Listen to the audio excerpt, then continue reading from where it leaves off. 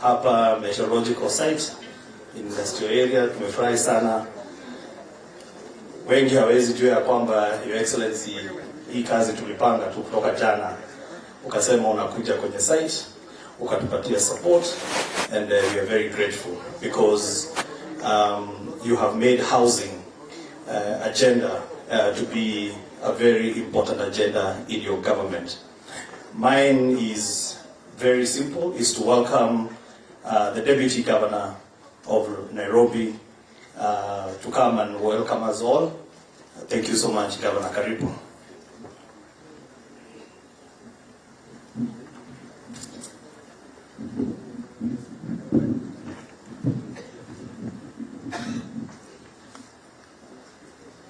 Your Excellency, the President of the Republic of Kenya and Commander-in-Chief of the Kenya Defence Forces, Dr. William Samoei RUTO, Cabinet Secretaries here present, Members of Parliament, and all invited guests. Mine is really very simple, is to welcome you to this site, Your Excellency, and to express our gratitude as the people of Nairobi for taking the first step to come and support the program that is going to house our residents. Your Excellency, you remember when we were campaigning, we said you want to create a city of order and dignity. When you have decent housing, you have dignity. And I'm very pleased that you were actually keen on knowing that the units being built here preserve and create that dignity. So without further much ado, I'd like to welcome all of you and assure you that, Your Excellency, we are behind your program, we will support the program, and we are happy that Nairobi is the first place you have come to visit and see these housing programs. Karibuni sana. Thank you very much, Deputy Governor. Your Excellency, I'd like to acknowledge a few people in our presence. First, I'd like to acknowledge the presence of the Board of National Housing Corporation, led by the Chairman. If you can stand up so that you can recognize them. Thank you very much. Excellency, we also have in our midst our investment partners, financial institutions, and we have a few CEOs of banks that are our partners. I don't know where they are, they can stand up. Or representatives of the various financial institutions, Excellency, they are working with us on this journey. Asanteni sana. I'd also like to acknowledge the presence of the staff of the State Department for Housing and Urban Development, led by our Secretary for Housing, Manabucha, and I'm sure there are others who are seated down. Thank you very much. Excellency, we also have the NSSF, who is the main investor. We will, the CES will be speaking on behalf of the NSSF. But with this opportunity, I'd like to ask the managing trustee and the staff of NSSF. I don't know where they are, where the contractors are. We have got Infinity there, we have got Pini, and we've got Vajiani. Then we also have the contractors who are doing the housing. We have Vajiani, and we have EPCO, and they're all local, Excellency. I'd also like to acknowledge the presence of my fellow PSS colleagues, PS Muragori and the rest of the PSs that we had invited, Your Excellency, PS Tum and the rest of the PSs and PS Enosh, they're here.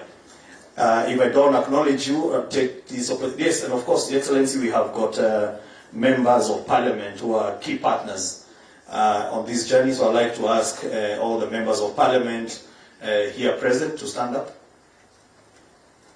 Thank you very much for honoring the invitation. Asante sana. And then, of course, members of the County Assembly. The members of the County Assembly, thank you very much. Your Excellency, you can see there are very many from Nairobi who have accompanied you this afternoon. I may not be able to acknowledge everybody, Your Excellency, but for all those who came here, we'd like to say thank you very much for taking time under very short notice. Thank you so much. I would like to take this opportunity, Your Excellency, now to invite our CS for Labor, CS Chilgui, to come and make his remarks.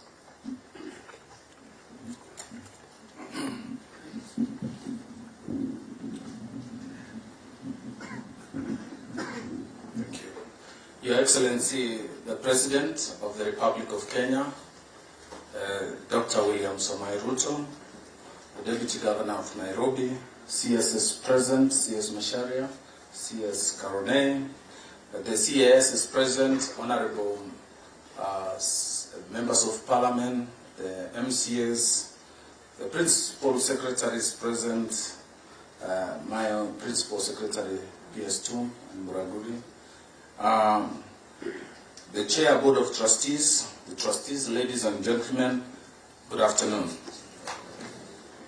National Social Security Fund was established in 1965 through an Act of Parliament and was initially operated as a department of the Ministry of Labour until 1987, when NSSF Act was amended to transform the fund into a state corporation under the management of Board of Trustees.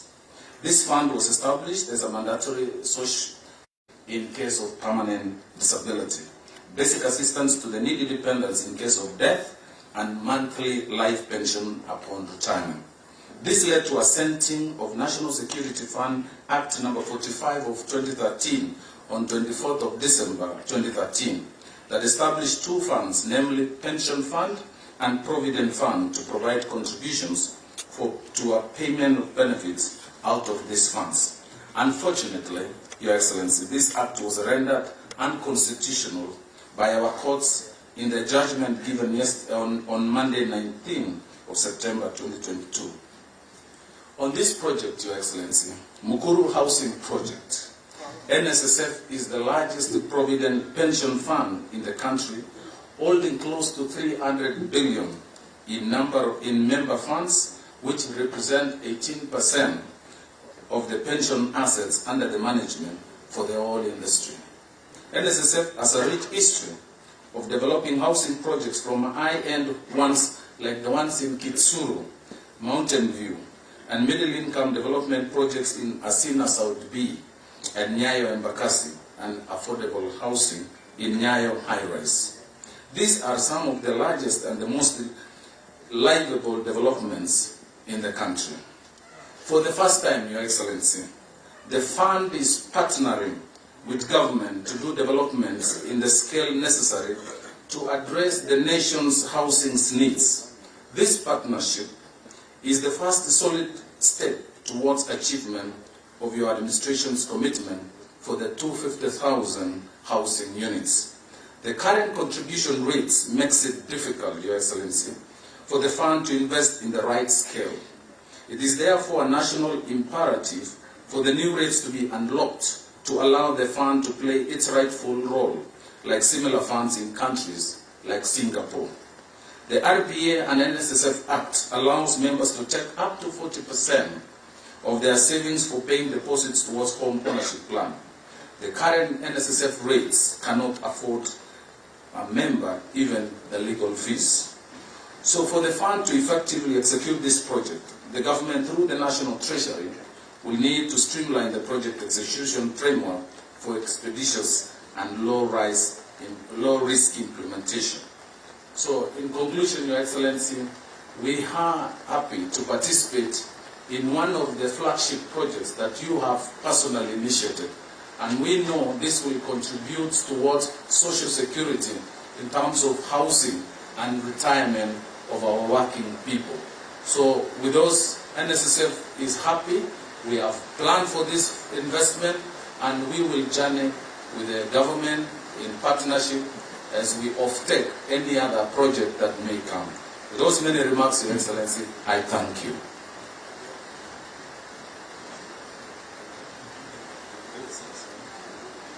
Your Excellency, with your permission, allow me to invite my colleague, CS Ministry of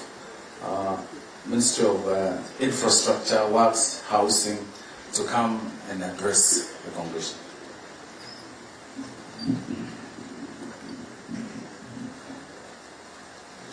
Your Excellency, President William Ruto, my fellow Cabinet Secretaries present, Excellency, Deputy Governor of Nairobi, my good friend James Joy Mushiri, members of Senate, and National Assembly present, ladies and gentlemen, Your Excellency, today indeed is a very special day because we are actualizing the objectives which we've had for a long time. And Excellency, on behalf of the housing sector, let me thank you for allowing time. We know you've been in office for just a few weeks, but already, Excellency, you are here in the field with us, trying to actualize one of the key objectives of our country, which is to provide affordable housing to the people. Excellency, we have three key challenges when it comes to providing affordable house care and housing. One of them, Excellency, is land. The other, Excellency, is financing for the end users. And the third one is infrastructure. And sir, let me thank you very much indeed, because less land is a key issue and key challenge. Within only a few weeks in office, we have unlocked this issue, which has been actually challenging us for the last 2 years. We only got inaugurated, Excellency, 13th of September. It's only about 3 weeks. And here we are on a very key issue. Today, NSSF, the investor on this site, can proceed because you have unlocked one of the key issues which have been facing us. That requires political leadership.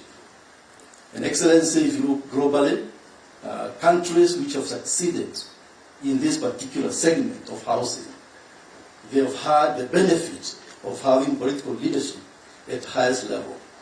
Many of you know about Singapore and such countries, whereby despite being challenged in terms of land, Singapore has done very well because the presidency took the championship in terms of housing. Sir, the second challenge is financing. And because of your presence here this afternoon, I can see almost every bank is represented here. All the big hitters are here. Excellency, you saw when they were asked to stand up. It demonstrates that indeed financing follows power. I can see all the big banks are here. I don't want to mention them by name. They know themselves.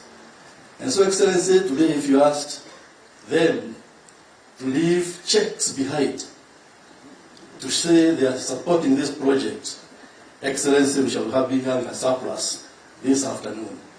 And so because of your presence, we have now the appetite by the banking sector, which will unlock that key challenge of financing.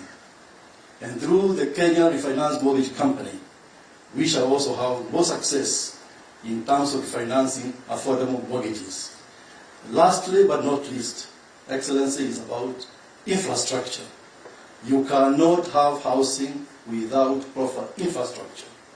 Roads, water, electricity, sanitation. And so all those go together hand in hand.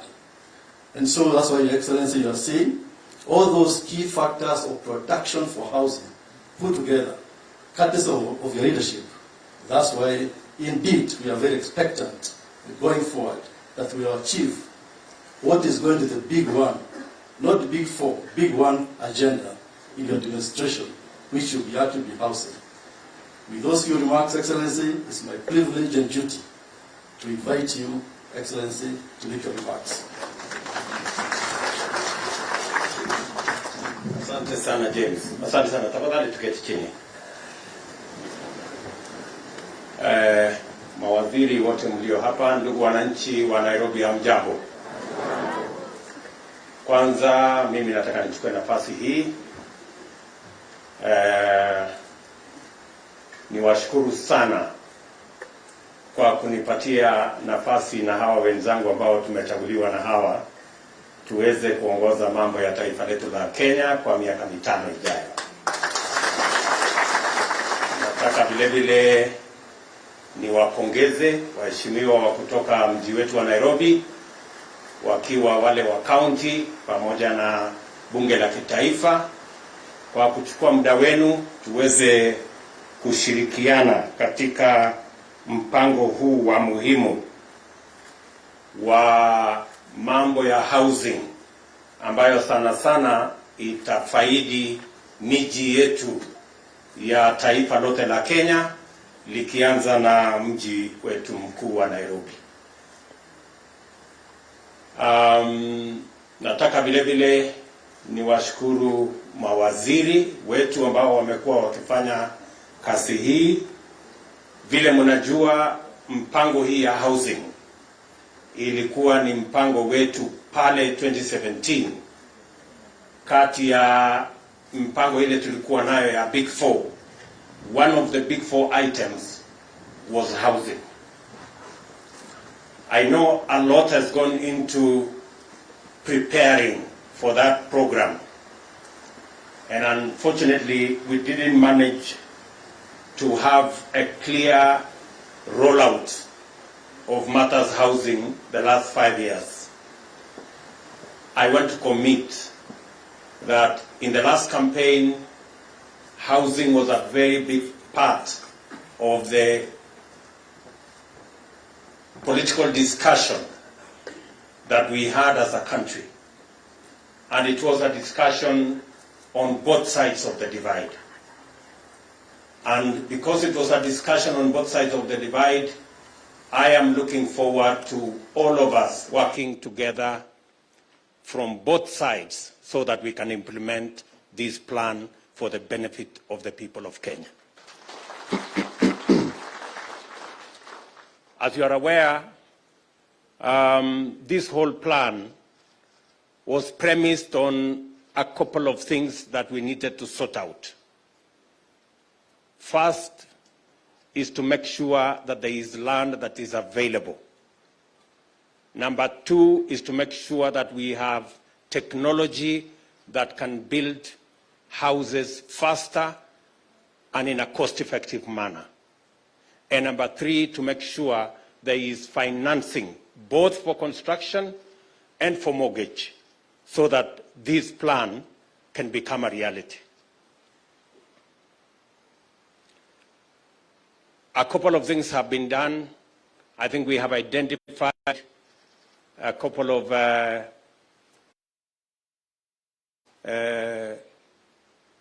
pieces of land that we can implement this program.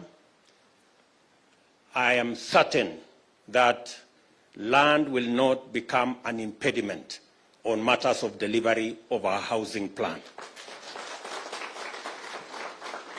We will work with the cities, we will work with the counties so that we can make land available for this plan, the housing agenda, so that we can provide better shelter for our people.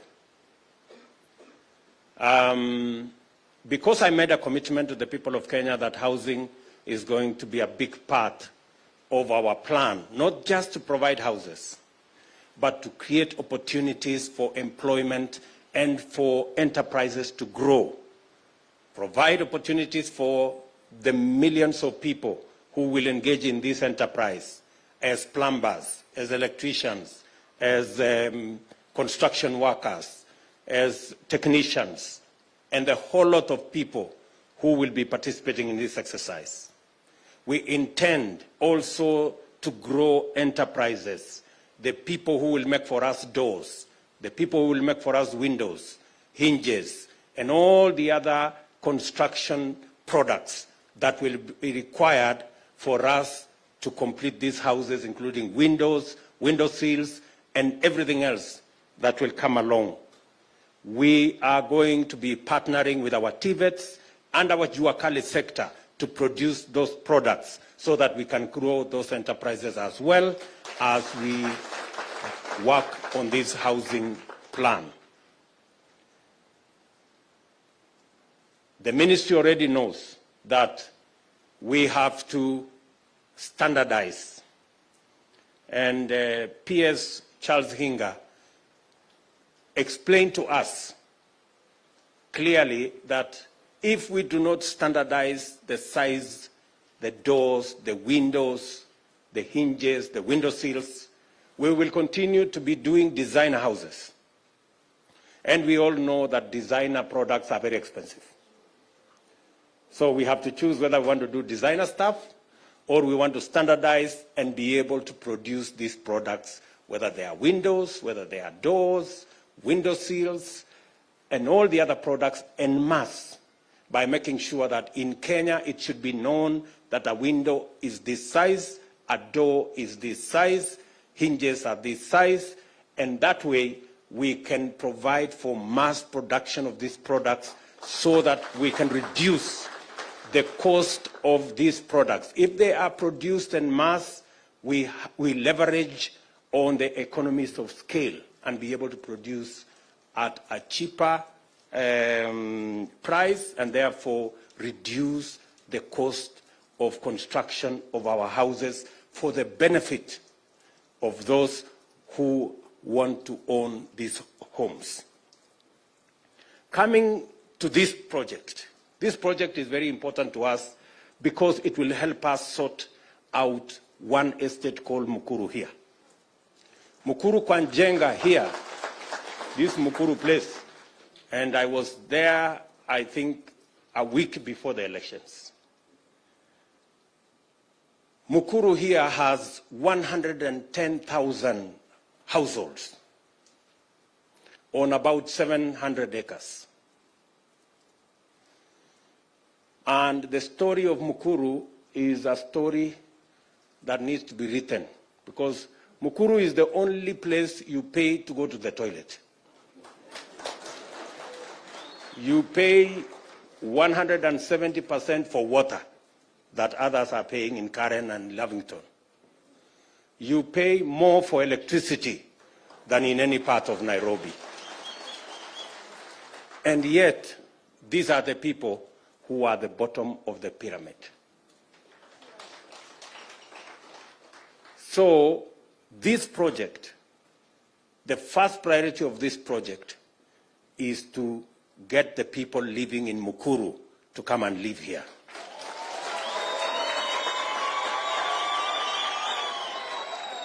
The 3,000 shillings they are paying rent there, they will come and pay 3,000 here mortgage.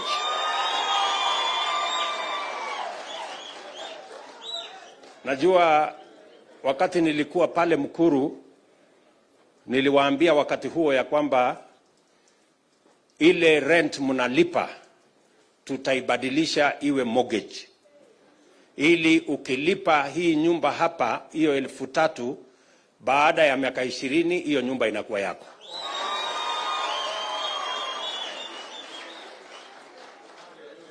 To provide them decent houses. They don't have to pay to go to the toilet. They don't go to the governor. We are going to work with all the other agencies so that these 3,000 acres, we can at least do between 400 and 500,000 housing units that will support the people of Nairobi as we do it elsewhere in Kenya. So, mimi nataka tukubaliane hivi. Tuko na mambo matatu ili tuweze kuwapatia mahali pa kuishi penye dignity, mahali penye heshima hawa watu wanaoishi katika informal settlements. Tuko na mambo matatu ya muhimu. Jambo la kwanza, tunahitaji ardhi. Na hiyo ardhi tutafanya kazi kama serikali na county kuhakikisha kwamba hiyo ardhi inapatikana. Na hiyo ardhi itapatikana na for locals housing, we will make the land available for free. Number 2, tunahitaji pesa ya construction, financing. We need financing. Pole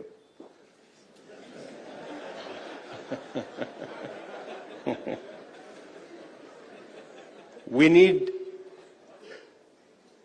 financing that can support us to get finances at affordable rates for us to be able to do these projects. The private sector already has come through. We have commitments from different developers who are ready to construct beds that are looking like, what is a 1-bedroom, 2-bedroom, and the rest of the infrastructure that are required. And then finally, we need an offtake plan. When the houses are complete, we need a mortgage system that is going to enable the people paying 3,000 shillings to pay for 15 years, to pay for 20 years, and own the houses finally. We are going to do the first two. I want to ask my good people, the legislators, nyinyi wabunge, na waomba tu kitu kimoja, munisaidie. Karata mpaka haikufaulu. We are going to bring it back to Parliament. And I want to ask my good members of Parliament, it is the opportunity. In fact, the Housing Fund will give the government of Kenya the leverage to make sure that we can raise the money to provide mortgage for the ordinary people in Mukuru and every other part of Kenya to own a home. Please, good people, it's not too much to ask from those hustlers. It is not too much to ask. Now waomba waheshimiwa, tafadhali. Yeah, na waomba. Because it's the only thing that is remaining for us to actualize this plan. At the moment, we are using the slum upgrading fund. But you know, slum upgrading fund can only go so far. The fund that will help us provide mortgage for 1-2 million houses is the Housing Fund. And I am confident that our Parliament will work with us so that we can do the right thing and provide the financial infrastructure from construction to mortgage that will support the millions of citizens who today are living in informal settlements. Hapa katika this in fact, hii ambayo imeanzishwa hapa ni ya watu wa Mukuru. Hii saa hii iko hapa.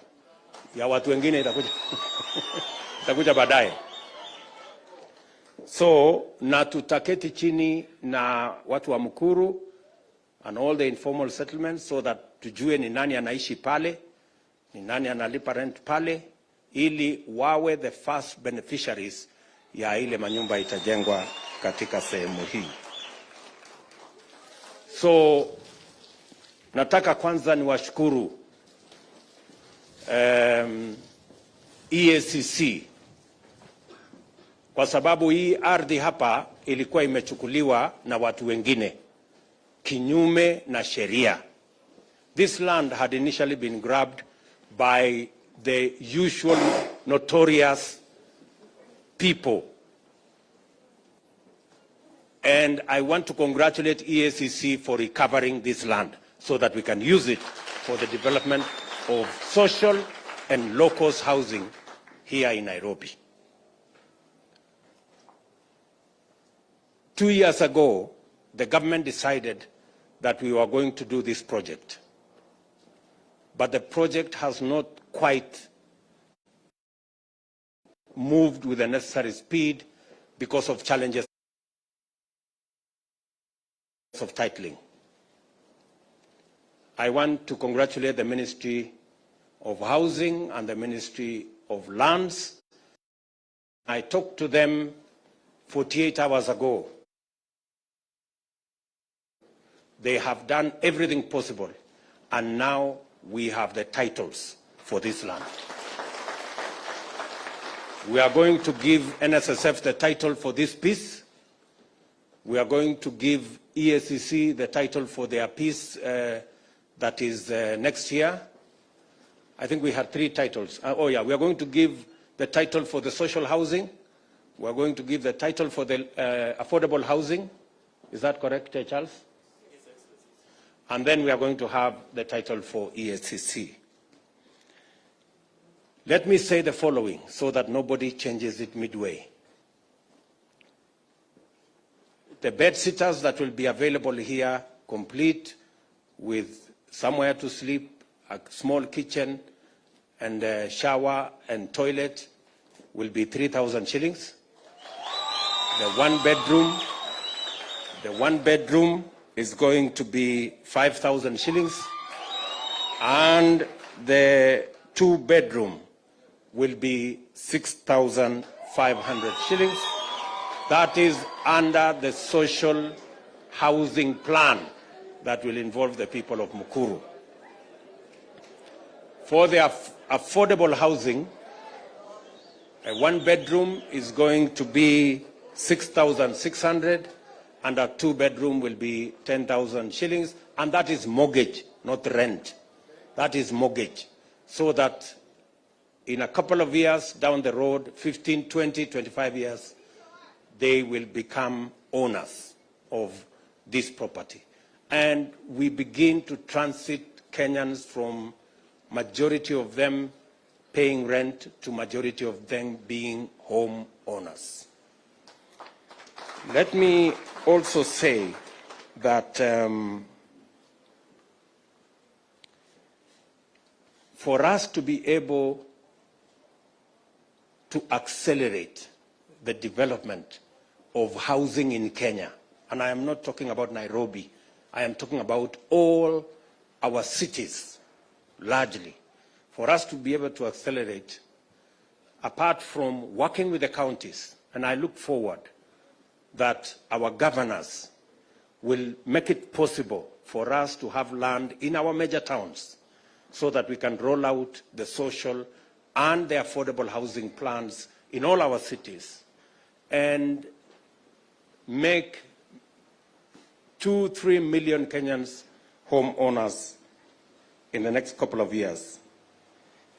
What we have done to make sure that that comes through is we have established the Kenya Mortgage Refinancing Company that will support the whole mortgage enterprise and backstop some of the challenges that will come with acquisition of mortgage.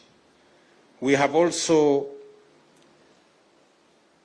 adjusted, the CBK has adjusted prudential banking guidelines so that with more deposits, banks can do more lending as a practice, so that we can make more resources available for people who want to borrow.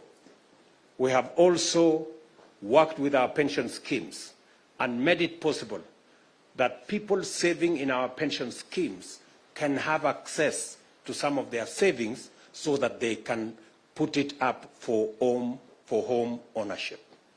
So the pension funds can now use for their pensioners some of the resources that have been saved by pensioners to be able to buy homes under our plan. And let me also say, we have made sure that affordable housing will be made available on a priority basis. We look at who qualifies so that we can put them. For the people in MUKURU, NJENGA here and the whole of MUKURU slum, we're going to work with you so that as we transit to here, we get more land in MUKURU to be able to develop more houses. 700 acres is a huge piece of land. We can settle probably about 300,000 people, 3 times the people who today are living in MUKURU NJENGA, with proper facilities and everything else. I have also told the ministry that this facility here, as it will be the case in all the others, this facility must have enough markets, it must have enough schools, it must have enough facilities for clinics, and a proper hospital, so that the people who will be living here, because we will be talking about probably 13,000, 14,000 houses in this land, which means we will have between maybe 30,000, 40,000 people living here. All the children of the people who will be living here, we must have a school here where the children will go to school. We must have a hospital here. We must have a clinic here, which can make this whole this wholesome and be able to the kids of the people living in MUKURU.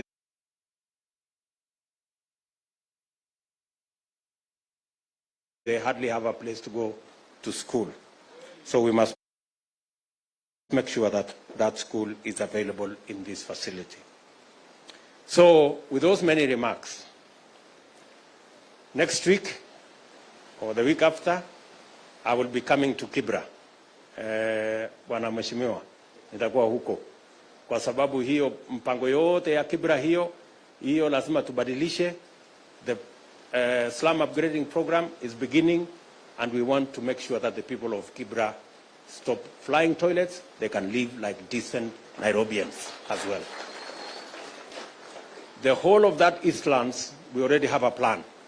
So nyinyi waheshimiwa, mimi niko tayari kushirikiana pamoja na nyinyi. Nimewaomba tu kitu kimoja, munipitishie housing fund, hiyo ingine nitafanya tafadhali. Na hawa watu wametupigia kura, watafurahi. Sasa wacha nichukue nafasi hii, kwa sababu nilikubaliana na Wizara ya Ardhi, na mumesikia ya kwamba saa zingine kuwa na matatizo, kwa sababu kuprocess mambo ya ardhi saa zingine inachukua muda, na nimekubaliana na watu wa Wizara ya Ardhi ya kwamba tutabadilisha mwendo, na sio Wizara ya Ardhi peke yake, na wizara zile zingine zote. We have to agree on service delivery timelines, so that we are sure when we say we are going to achieve this, we must achieve it in the time we have agreed. So, and to ease the coordination between the Ministry of Land and Housing, I have decided that the Ministry of Lands will now be together with Housing, so that it becomes much more easy to coordinate the whole housing agenda in the Republic of Kenya. So with those many remarks, let me ask the Ministry of Lands to present to us the titles, so that we can hand them over to the relevant agencies, and so that this project can take off in earnest. Now, contractor and the Ministry of our anchor department of our anchor Ministry of Social Services, Ministry of Labor, and especially NSSF. Now you have no reason why this project cannot move with speed. Kwa sababu title tunawapatia hapa saa hizi, sasa hii kazi isonge. Na mkipata matatizo, mnajua mahali ya kunipata. Mtasukumana.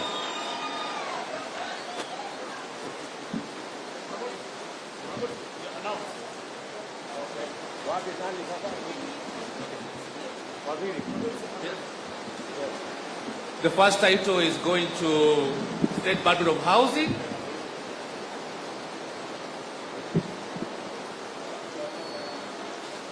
Pigia makofi.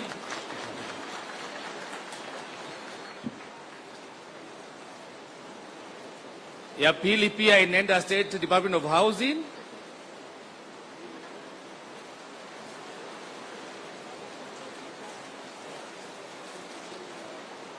EACC.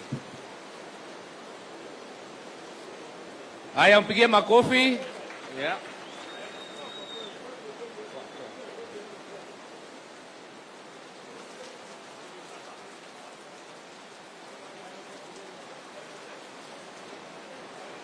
It's okay. Just stay there.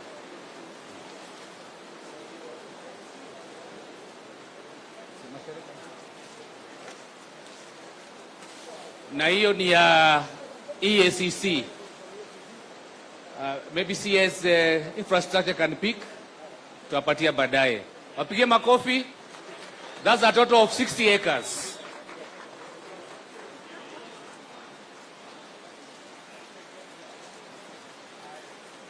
Thank you.